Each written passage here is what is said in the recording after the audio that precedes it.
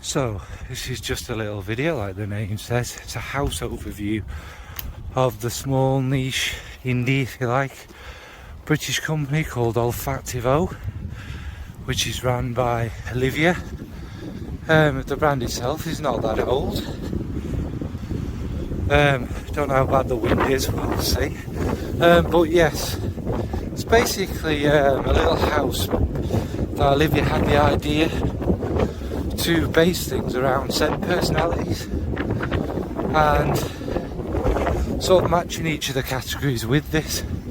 Obviously I'm not going to go into that, please go check out pages and stuff like that for more information. So yeah, let's get. So yeah, we're going to start off with skin, which is kind of the most kind of one that stands out from them all, because it's quite different to the others. Not necessarily based on a kind of scent profile, if you like. It's more a sort of feeling one. It could be called musk, I suppose. But yeah, skin. For me, this was not one I particularly loved, but it is probably the most fascinating, kind of brilliant one of the lot. It's basically around musks and the smell of soft, cold, cool skin to me. It's got these like little bits of wood shavings in it.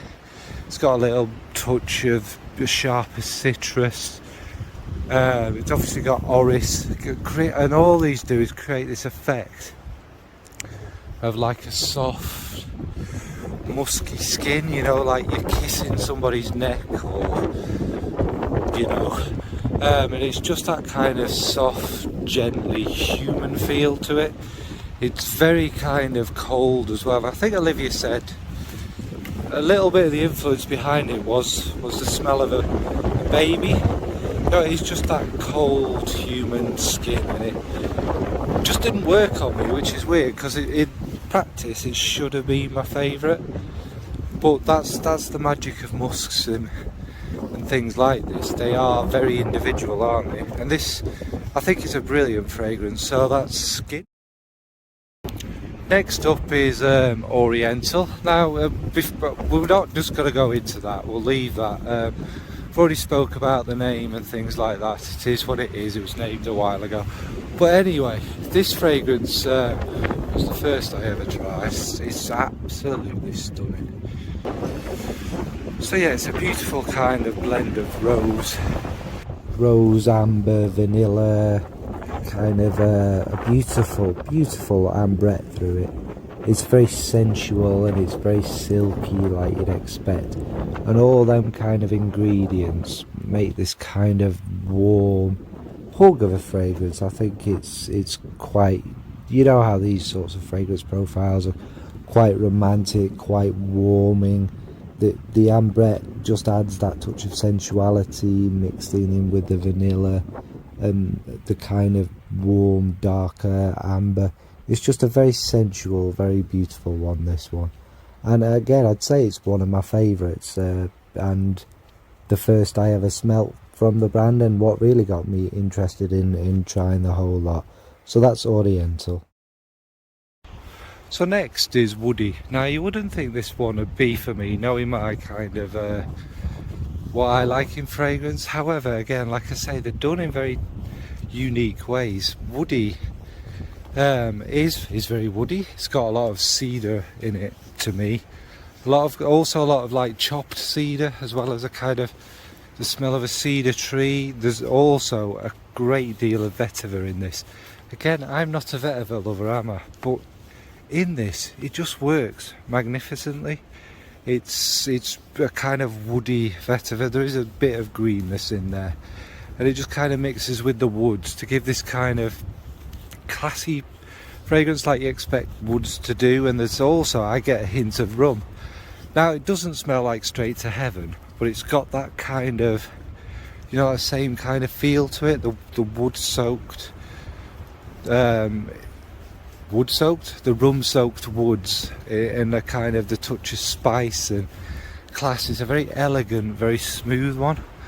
I think it's probably the most recognisable DNA from them all. Not that I'm saying it's the same as anything, but it's probably the easiest to start with, given that fact that it's quite familiar. So yeah, that's woody.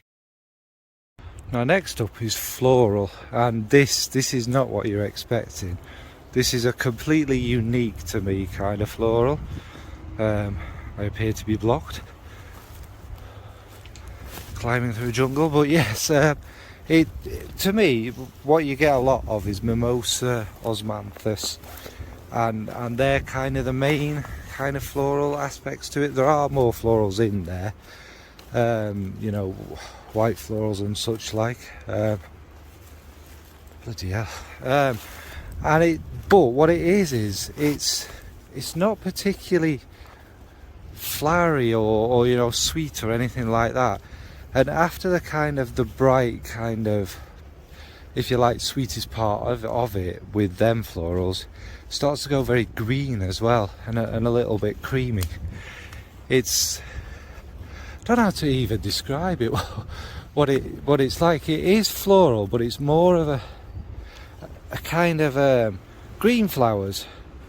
Do you know what I mean? Like a very natural smelling. Excuse me 1 minute.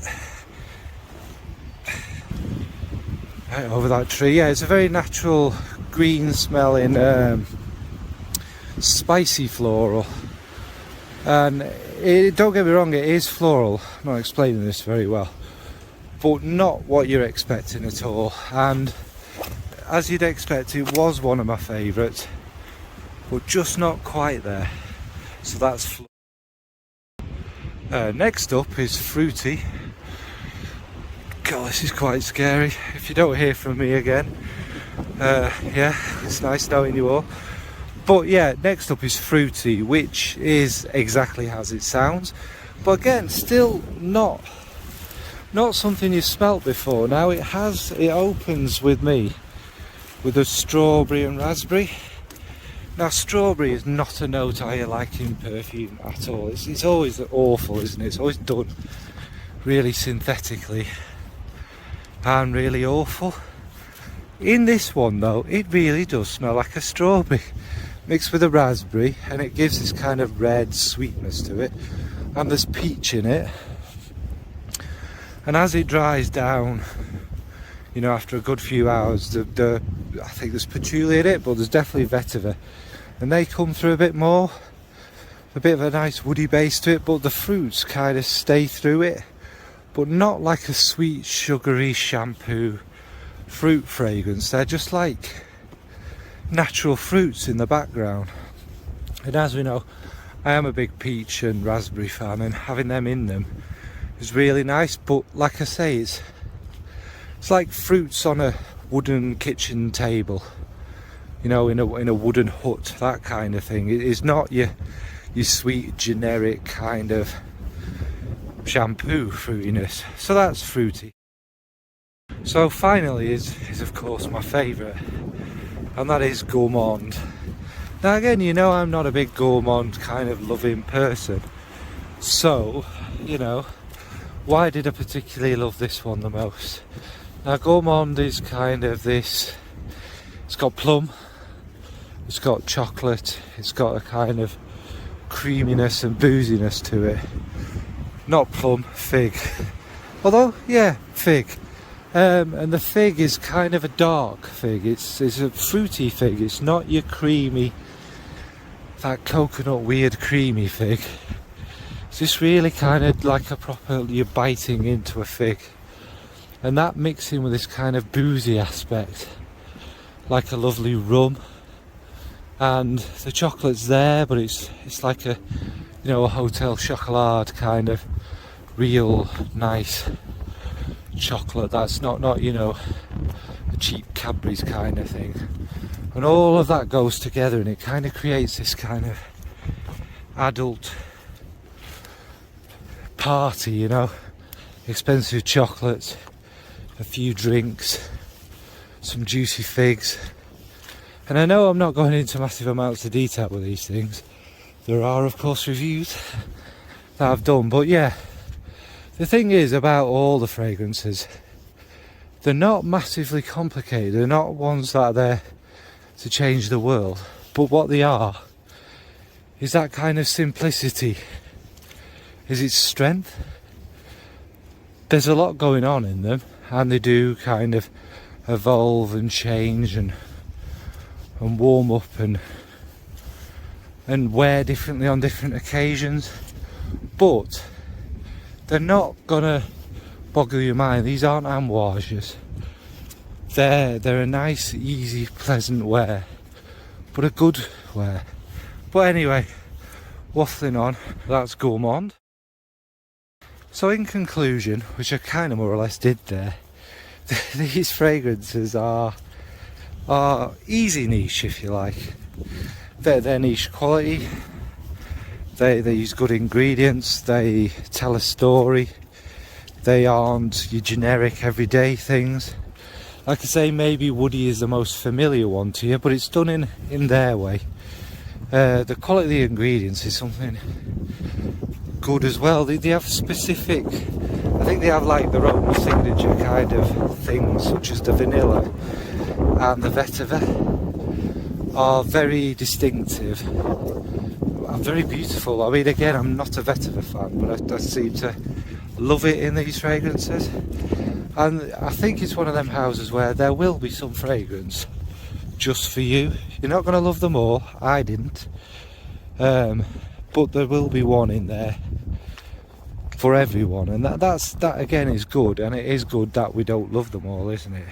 So this has been very waffly, but I think it's a brilliant house, and if you haven't checked it out, it's well worth checking out. Obviously, with it being in the UK and it being a small company, I think they're working on the EU kind of thing to get postage there, but at the moment I think sadly it's, I mean, obviously go check out the page, don't take what I'm telling you as gospel, but yeah, it's one of my favourite discoveries of the last couple of years.